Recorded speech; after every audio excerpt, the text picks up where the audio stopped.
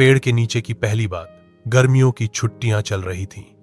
School बंद था और हर कोई अपने अपने कामों में मस्त था। लेकिन मोहित, वह कुछ अलग था। 10 साल का यह लड़का न ज्यादा बोलता था, न ज्यादा खेलता। किताबों में मन लगता था, लेकिन अब वो भी बोर कर रही थी। मां ने कहा, बाहर जाकर खेलो बेटा। पापा ने कहा, कोई दोस्त बनाओ, मोबाइल छोड़ो, कुछ नया करो। लेकिन मोहित की सोच कुछ और ही थी। एक दिन वो घर में बैठा बैठा ऊब गया। धीरे धीरे उसने चप्पलें पहनी, सिर पर कैप लगाई और निकल पड़ा गांव के बाहर की ओर। सड़कें सूनी थीं, गर्मी अपनी पूरी ताकत से जल रही थी। मोहित चलता रहा, खेतों को पार करता हुआ एक पुरानी पगडंडी पर आ गया। थोड़ी देर बाद वह एक ऐसे स्थान पर पहुंचा जहां चारों तरफ सिर्फ ऊंचे ऊंचे पेड़ थे। उनके पत्ते सूरज की किरणों को रोकते थे, जैसे किसी ने छाता तान दिया हो। मोहित ने वहां एक घना पेड़ देखा जिसकी छाया सबसे गहरी थी। वो वहीं जाकर बैठ गया। बैठे बैठे उसकी आंखें बंद हो गईं। मन कुछ बेचैन था, लेकिन सवाल भी बहुत थे। दुनिया में हर कोई कुछ न कुछ करता है। किसान खेतों में, डॉक्टर अस्पताल में, टीचर स्कूल में। लेकिन ये सब तो आज की बात है। पहले की दुनिया कैसी होगी, जब लोग इतने स्मार्ट नहीं थे, जब कोई सावधान नहीं था? क्या लोग खुश थे? यही सवाल उसके मन में उथल पुथल मचा रहे थे। तभी अचानक एक हल्की सी आवाज आई, बेटा, बड़े सोच में लग रहे हो। मोहित ने चौंक कर आंखें खोली। उसके सामने एक बूढ़ा आदमी खड़ा था। सफेद दाढ़ी, माथे पर तिलक, पैरों में फटी चप्पलें और कंधे पर एक लाठी। कपड़े पुराने लेकिन साफ, चेहरा शांत और मुस्कुराता हुआ। बाबा, आप? मोहित ने पूछा। मैं एक राहगीर हूं, फकीर ने कहा। तू क्यों उदास बैठा है? मोहित ने बिना झिझक कहा, बाबा, मैं सोच रहा था कि यह दुनिया इतनी बदल गई है। मैं तो आज की दुनिया देख रहा हूं, लेकिन पहले की दुनिया कैसी होगी, जब न मोबाइल था, न बिजली, न ये सब टेक्नोलॉजी। फकीर हल्के से मुस्कुराए, फिर बोले, तू जानना चाहता है बीते हुए समय को? चल, आज तुझे समय की एक ऐसी सीढ़ी पर चढ़ाता हूं जहां तू खुद देख पाएगा, महसूस कर पाएगा। वो दुनिया जो अब सिर्फ धुंधली याद बन चुकी है। मोहित को थोड़ा अजीब लगा, पर उस फकीर की आंखों में ऐसा आकर्षण था जैसे कोई जादू हो। उसने चुपचाप सिर हिला दिया। फकीर ने अपनी लाठी जमीन पर मारी। पेड़ की जड़ें थोड़ी हिलीं और हवा ठंडी हो गई। मोहित को एक झटका सा महसूस हुआ और आंखें बंद हो गईं। जब उसने दोबारा आंखें खोली तो वो किसी और दुनिया में था। पुराना गांव समय की पहली सीढ़ी, चारों तरफ मिट्टी के घर, गायें, बैलगाड़ियां, लोग खालिस धोती और कुर्ते में। कोई मोबाइल नहीं, बिजली नहीं और शोर भी नहीं। सब शांत, लेकिन अपने अपने काम में डूबे हुए। फकीर और मोहित एक तालाब के पास खड़े थे। पास ही कुछ औरतें कपड़े धो रही थीं। बच्चे पानी में छलांग लगा रहे थे। यह है तुम्हारे सवाल का पहला उत्तर, फकीर बोले। ये वो समय है जब लोग प्रकृति के साथ रहते थे। न तकनीक का घमंड था, न भाग दौड़ की दौड़। मोहित ने देखा, एक बुजुर्ग अपने पोते को तीलियों से गणित सिखा रहा था। स्कूल नहीं था, लेकिन सीखने की भूख थी। लेकिन बाबा, मोहित ने पूछा, इनके पास तो कुछ नहीं है, ना टीवी, ना वीडियो गेम। फकीर हंसे, पर इनके पास समय है बेटा, परिवार के लिए, खेतों के लिए, धरती के लिए। तूने अभी एक दादी को देखा जो पोते को कहानी सुना रही थी। वो कहानी आजकल मोबाइल ने छीन ली है। मोहित सोच में पड़ गया। वो एक घर में गया। मिट्टी की दीवारें, लकड़ी की छत, बिना पंखे के भी ठंडी हवा। मां चूल्हे पर खाना बना रही थी। बच्चे भूखे नहीं थे, बल्कि सब मिलकर खाना खा रहे थे। उसने देखा, एक किसान और उसका बेटा खेत में हल चला रहे थे। पसीना बह रहा था, लेकिन चेहरों पर मुस्कान थी। ये वो समय था, फकीर बोले, जब जमीन मां जैसी मानी जाती थी और हर रिश्ता, चाहे वो इंसान का हो या प्रकृति का, इज्जत से निभाया जाता था। मोहित धीरे धीरे इस पुराने समय में रम गया। लेकिन तभी उसकी नजर एक कोने में खड़ी एक बैलगाड़ी पर गई, जिसमें एक बूढ़ा कह रहा था, सुना है शहर में बिजली आ गई है, अब हम भी बल्ब जलाएंगे। फकीर ने कहा, यही बदलाव की शुरुआत थी। जब मनुष्य ने सुविधा को जरूरत से ऊपर रखा। देख बेटा, बदलाव बुरा नहीं होता, लेकिन अगर हम अपनी जड़ों को भूल जाएं, तो वही बदलाव विनाश का कारण बनता है। अचानक हवा चली, पेड़ की पत्तियां उड़ने लगीं और एक चकाचौंध सी हुई। मोहित ने खुद को दोबारा उसी पेड़ के नीचे पाया। फकीर पास ही बैठा मुस्कुरा रहा था। तो बेटा, पहली सीढ़ी कैसी लगी? फकीर ने पूछा। मोहित शांत था, लेकिन उसके चेहरे पर सोच की गहराई थी।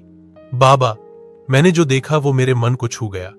लेकिन क्या सिर्फ अतीत अच्छा था? क्या हम आज के समय में कुछ नहीं कर सकते?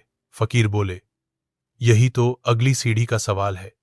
अगली बार हम देखेंगे जब लोग बदलाव को अपनाने लगे और कैसे नई पीढ़ी अपने रास्ते से भटकती चली गई। अब उसकी जिज्ञासा और बढ़ गई है। क्या अगली सीढ़ी पर चल सकते हैं? मोहित ने अब आत्मविश्वास के साथ पूछा। फकीर मुस्कुराए। तू तैयार है तो चल। फिर वही जादुई लाठी की टक, वही ठंडी हवा, और मोहित की आंखें फिर बंद हो गईं। इस बार जब उसने आंखें खोलीं, वह किसी कस्बे जैसे स्थान पर खड़ा था। न पूरी तरह आधुनिक, न पूरी तरह पारंपरिक।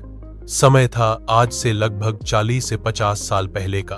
अब मोहित ने जो देखा वो था मिट्टी के घर की जगह ईंटों की दीवारें। खेत अभी भी थे, लेकिन उनके किनारों पर ट्रैक्टर खड़े थे। लोग अब बैलगाड़ियों की जगह साइकिलों और मोटरसाइकिलों पर नजर आ रहे थे। यह है वो दौर, फकीर ने कहा, जब इंसान ने विकास की ओर पहला तेज कदम बढ़ाया। बदलाव आया, पर साथ में कुछ छूटा भी। मोहित ने देखा, गांव के बाहर एक स्कूल बना हुआ था, जिसमें बच्चे सफेद कमीज और नीली पैंट में कतारबद्ध होकर पढ़ रहे थे। शिक्षा पहुंची, ये अच्छा है, फकीर ने कहा, लेकिन ध्यान से देख। मोहित ने देखा, स्कूल में पढ़ाई तो हो रही थी, लेकिन बच्चों के चेहरे थके हुए लग रहे थे। वे सिर्फ रट रहे थे। पास ही एक नौजवान खेत के कोने में बैठा रेडियो सुन रहा था। रेडियो पर कोई फिल्मी गाना बज रहा था। फकीर बोले, जब मनोरंजन आया तो लोगों ने कहानी सुनने की बजाय गाने सुनने शुरू किए। दादी नानी की कहानियां अब रेडियो और फिल्मों में बदलने लगी। मोहित आगे बढ़ा। एक घर में टेलीविजन रखा था, काले सफेद स्क्रीन वाला। पूरा मोहल्ला वहीं इकट्ठा होकर रामायण देख रहा था। बाबा, ये तो अच्छा है, सब लोग मिलकर टीवी देख रहे हैं। हाँ बेटा, फकीर बोले, अभी तक तकनीक ने साथ निभाया है। लोगों में मिल बैठने की आदत थी, पर धीरे धीरे ये बदलाव एक साथ से अकेले की ओर जाने वाला था।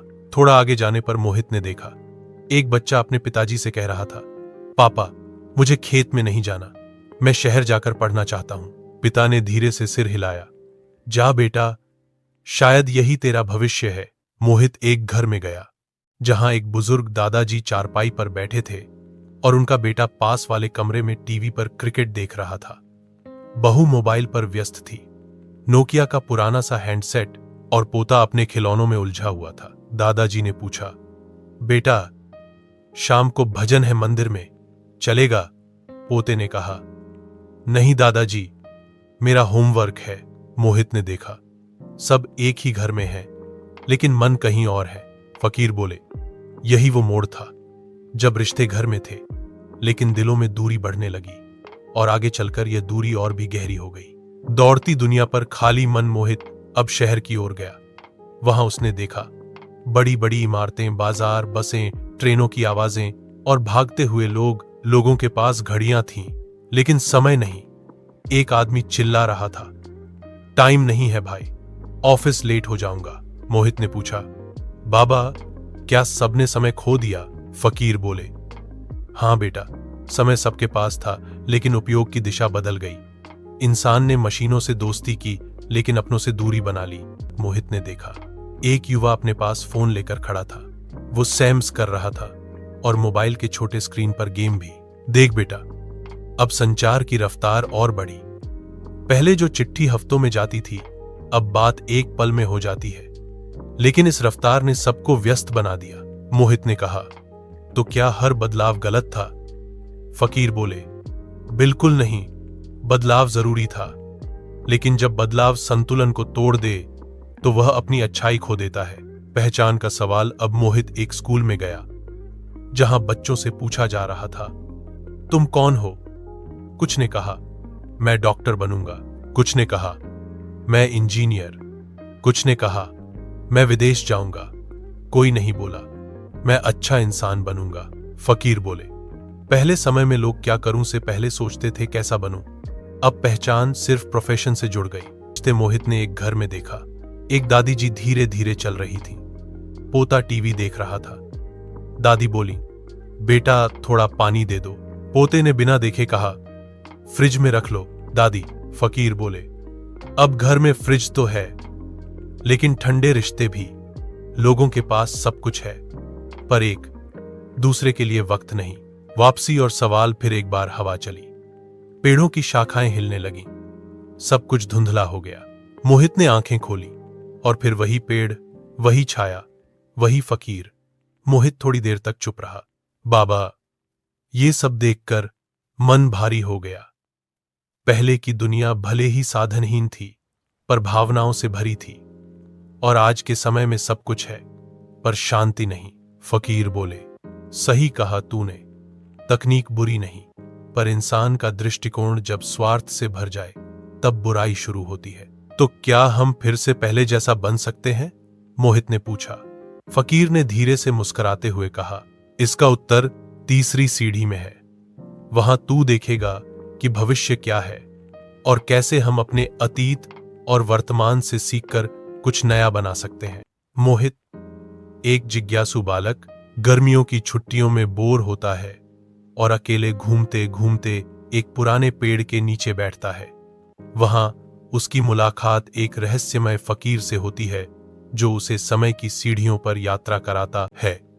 पहले भाग में वह एक सादा, शांत और प्राकृतिक जीवन से भरी पुरानी दुनिया देखता है। दूसरे भाग में वह बदलाव की शुरुआत और आधुनिकता की अंधी दौड़ को देखता है, जहां संबंध कमजोर हुए, तकनीक हावी हुई और भावनाएं पीछे छूट गईं।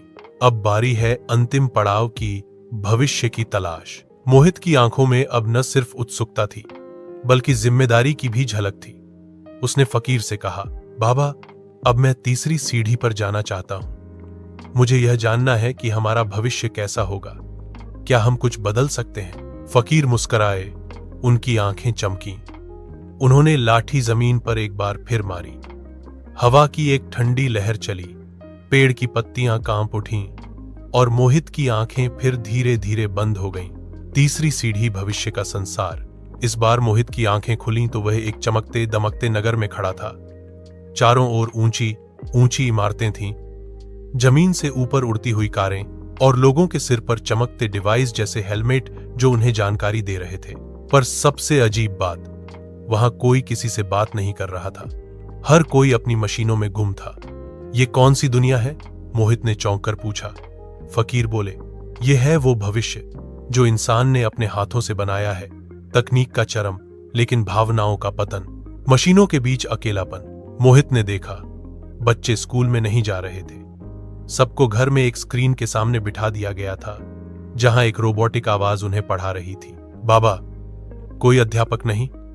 नहीं बेटा, इंसानों की जगह मशीनों ने ले ली है, क्योंकि इंसान अब बहुत व्यस्त हैं पैसे कमाने में और अपने आभासी वर्चुअल संसारों में।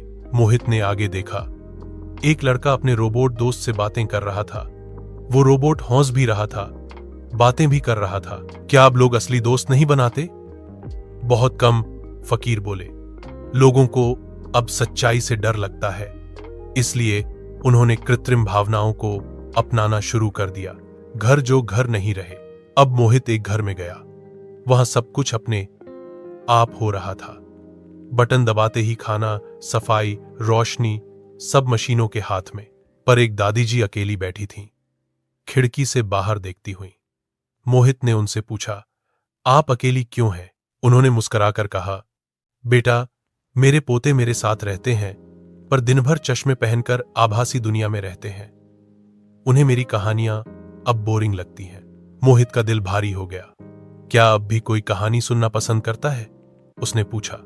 दादी बोली, बहुत कम। अब कहानी नहीं, स्क्रीन चलती है। बुद्धिमत्ता या संवेदनहीनता? मोहित ने देखा, लोग बहुत स्मार्ट हो चुके थे, हर कोई बहुत कुछ जानता था, लेकिन जब एक आदमी सड़क पर गिरा तो कोई रुककर मदद नहीं कर रहा था। ये क्या हो गया बाबा? मोहित ने व्यथित होकर पूछा। फकीर बोले, बुद्धिमान तो बन गए हैं लेकिन संवेदनशील नहीं रहे। अब लोग पहले ये सोचते हैं कि कोई और मदद कर देगा और खुद हट जाते हैं। एक उम्मीद की किरण। इसी बीच मोहित की नजर एक छोटे से पार्क पर पड़ी जहां कुछ बच्चे पेड़ लगा रहे थे। एक महिला बच्चों को कहानी सुना रही थी और एक युवक मोबाइल बंद करके दादी के पास बैठा था। मोहित भागकर वहां पहुंचा।